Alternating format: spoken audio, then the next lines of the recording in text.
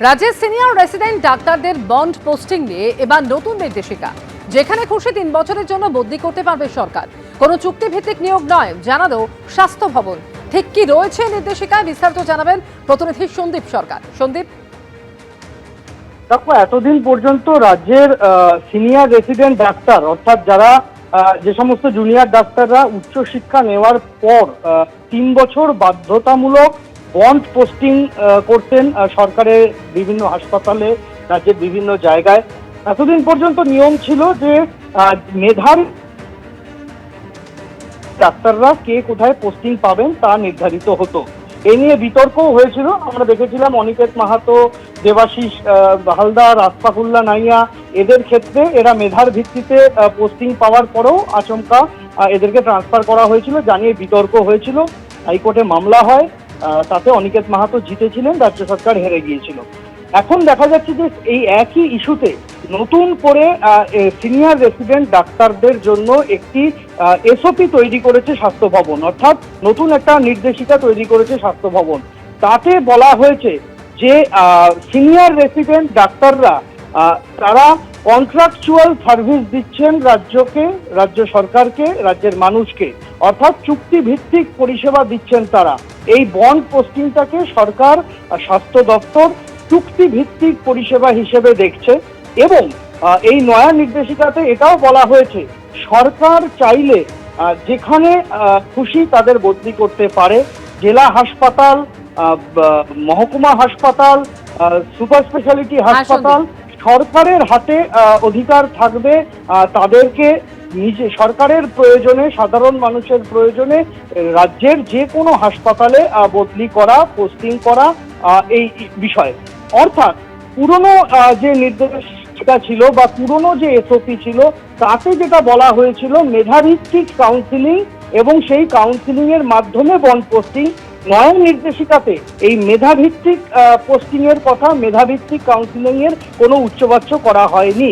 আর এখানেই চিকিৎসক মহলের একাংশ তারা প্রশ্ন তুলছেন যে এতদিন যেটা মেধাভিত্তিক হয়ে এসেছে সেটা হঠাৎ করে উধাও হয়ে গেল কি করে। ধন্যবাদ সন্দীপ।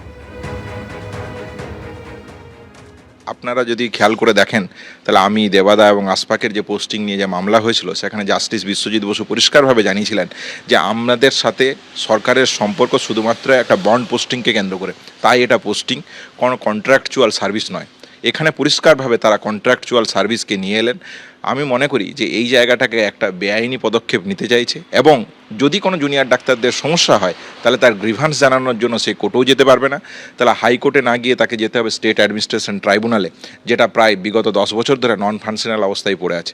তাহলে একটা জুনিয়র ডাক্তারের গ্রিভেন্স জানানোর জায়গা, একটা জুনিয়র ডাক্তারদের মেধার ভায়োলেশনের জায়গা, একটা জুনিয়র ডাক্তারদের ভবিষ্যৎ এবং মেডিকেল এডুকেশন সার্ভিসের অনিশ্চয়তার জায়গা, একে কেন্দ্র করে অ্যাডমিনিস্ট্রেটিভ থ্রেড কালচার চালাতে চাইছে ডিএমই, ডিএইচএস, প্রিন্সিপাল সেক্রেটারি এবং বর্তমান রাজ্য সরকার। আগে যে একটা গণতান্ত্রিকভাবে একটা নিয়ম নীতির মাধ্যমে, যে একটা স্ট্যান্ডিং অপারেটিং প্রসিডিওরের মাধ্যমে, একটা মেরিট বেসড কাউন্সিলিংয়ের মাধ্যমে যেটা হতো, এখন সমস্ত ক্ষমতাটা কিন্তু ডিএমই, ডিএইচএস, প্রিন্সিপাল সেক্রেটারি তাদের হাতে নিল। এর মাধ্যমে দুর্নীতি, স্বজনপোষণ যখন যেখানে প্রয়োজন তখন সেখানে তারা কিন্তু ছাত্রছাত্রীদের সেখানে তারা পোস্ট করবে। শাসক দলের যে ছাত্র সংগঠনের লোকেদের তারা ভালো জায়গা পাবে এবং যখনই কোনো ছাত্রছাত্রী দুর্নীতির বিরুদ্ধে কথা বলবে, আন্দোলন করবে, প্রতিহিংসামূলক আচরণ হিসাবে তাকে এক জায়গায় ট্রান্সফার করে দেওয়া হবে। আমরা এই যে অ্যাডমিনিস্ট্রেটিভ থ্রেড কালচার চালু করার যে নিয়ম, একে তীব্রভাবে প্রতিবাদ করছি এবং এই যে নতুন যে নিয়ম তারা চালু করতে চলেছে এটা যথাসম্ভবভাবে তুলে দেওয়ার আমরা দাবি জানাচ্ছি। শনিবার ভোটার তালিকা প্রকাশ। সূত্রের খবর, সেই তালিকায় 3টি ক্যাটাগরি থাকছে: অ্যাপ্রুভড, ডিলিটেড ও বিচারাধীন। নতুন ভোটাররা যুক্ত হলে দেয়া হবে সাপ্লিমেন্টারি তালিকা। এরই মধ্যে এবার জুডিশিয়াল অফিসারদের ঘাটতি মেটাতে ঝাড়খণ্ড ও ওড়িশা থেকে আনা হচ্ছে সিভিল জজদের। শনিবার প্রকাশিত হতে চলেছে ভোটার তালিকা, কিন্তু এখনো লজিক্যাল ডিসক্রিপেন্সির আওতায় বহু নাম রয়েছে, তাদের নথি পরীক্ষা বাকি রয়েছে। সুপ্রিম কোর্টের নির্দেশ মতো তাই এই প্রক্রিয়া চলবে। শনিবার ভোটার তালিকা প্রকাশ হওয়ার পরও নাম যুক্ত হতে থাকবে। ইতিমধ্যেই এরাজ্যের বর্তমান ও প্রাক্তন বিচারকরা নথি পরীক্ষা করছেন, কিন্তু কাজ বাহার প্রমাণ, সময় অত্যন্ত কম। এই পরিস্থিতিতে এবার সুপ্রিম কোর্টের নির্দেশ মেনে জুডিশিয়াল অফিসারদের ঘাটতি মেটাতে ঝাড়খণ্ড ও ওড়িশা থেকে আনা হচ্ছে সিভিল জজদের। তারাও এসআইআর এর কাজ করবেন। মিটিং হলো, মিটিংয়ে ওনারা বললেন যে ঝাড়খণ্ড থেকে আর ঝাড়খণ্ড থেকে এবং উড়িষ্যা থেকে কিছু জাজ আসতে পারেন। তো যদি জাজরা আসেন তাদের জন্য সমস্ত ব্যবস্থা করা হবে এবং তাদের জন্য ইউজার আইডি ক্রিয়েশন, প্রশিক্ষণ ইত্যাদি সব ব্যবস্থা আমরা। কতজন আসবে স্যার কিছু বলেছেন? না, সংখ্যাটা বলেনি, ওই 200-র কাছাকাছি বলছেন, কিন্তু অ্যাকচুয়াল সংখ্যা ওনারা পাবেন। প্রথমে 7,66,00,000 ভোটার ছিল, সেখান থেকে 58 লক্ষ বাদ দিয়ে 7,08,00,000 হয়েছে। নির্বাচন কমিশন সূত্রে খবর, শনিবার যে তালিকা প্রকাশ হচ্ছে 7,08,00,000-এরই নাম থাকছে। তার মধ্যে ক্যাটাগরি অনুযায়ী ভাগ করা থাকছে। যাদের নাম ভোটার হিসেবে ছাড়পত্র পেয়েছে তাদের নামের পাশে লেখা থাকবে অ্যাপ্রুভড, যাদের নাম বাদ যাচ্ছে তাদের নামের পাশে ডিলিটেড লেখা থাকবে। আর যারা এখন এই প্রায় 60 লক্ষ যাদের নথি জুডিশিয়াল অফিসাররা চেক করছেন তাদের নামের পাশে আন্ডার অ্যাডজুডিকেশন লেখা থাকবে। এছাড়া যারা নতুন ভোটার হিসেবে জয়েন করছেন তাদের একটা পৃথক তালিকা সাপ্লিমেন্টারি হিসেবে ঢুকে যাবে এই তালিকার সাথে। যেটা খাসা তালিকা ছিল ওই ফরম্যাটে থাকবে, শুধু যত কেস অ্যাডজুডিকেশনে আছে ওই এন্ট্রি এগেন্স্ট লেখা হবে আন্ডার অ্যাডজুডিকেশন, আর যত কেস ডিলিট হয়ে গেছে ওটা লেখা হবে ডিলিটেড, বাকি সব সেম থাকবে।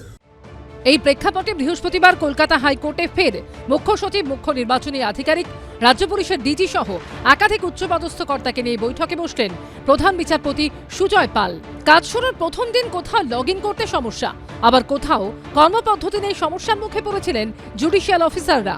সেই সংক্রান্ত কোনো সমস্যা রয়েছে কিনা, নথি যাচাই ও নিষ্পত্তির কাজ কতদূর এগোলো, সূত্রের খবর, সেসব নিয়েই পর্যালোচনা করা হয় বৈঠকে। 12টা রাজ্যে এসআইআর হচ্ছে, কোনো জায়গায় একটা টু শব্দ আমরা পর্যন্ত পেলাম না, এসআইআর হয়ে যাচ্ছে। কিন্তু এই বাংলায় এরকম একটা পরিস্থিতি এই রাজ্য সরকার তৈরি করেছে যে আজকে সুপ্রিম কোর্ট বলতে বাধ্য হয়েছে যে বাইরে থেকে এতজন অফিসার আসুক। তার মানে ভাবুন এরা কত রকমের এটাকে বিঘ্নিত করবার জন্য, এসআইআরটাকে বন্ধ করবার জন্য কত রকমের কত কিছু ঘটনা ঘটে। যেসব কারসাজিগুলো এই সরকার করেছে সেগুলো যেন তারা খুব সুন্দর করে সেটাকে দেখে। নির্বাচন কমিশন তার দায়িত্ব পালন করতে ব্যর্থ হয়েছে, বিজেপির দলদাস হয়ে গিয়ে সিস্টেমটাকে 12টা বাজিয়ে ছেড়ে দিয়েছে বলেই তো জুডিশিয়ারিকে ইনভলভ করতে বাধ্য হয়েছেন আদালত। শনিবার ভোটার তালিকা প্রকাশের কথা, কিন্তু প্রক্রিয়া এখানেই থামছে না। এসআইআর প্রক্রিয়া চলতে থাকবে। মনোনয়ন জমা দেওয়ার শেষ দিন পর্যন্ত যে তালিকা বার হবে সেগুলি নিয়েই নির্বাচন হবে। সৌভিক মজুমদার ও রুমা পালের রিপোর্ট, এবিপি আনন্দ। এবিপি আনন্দ, এগিয়ে থাকে, এগিয়ে রাখে।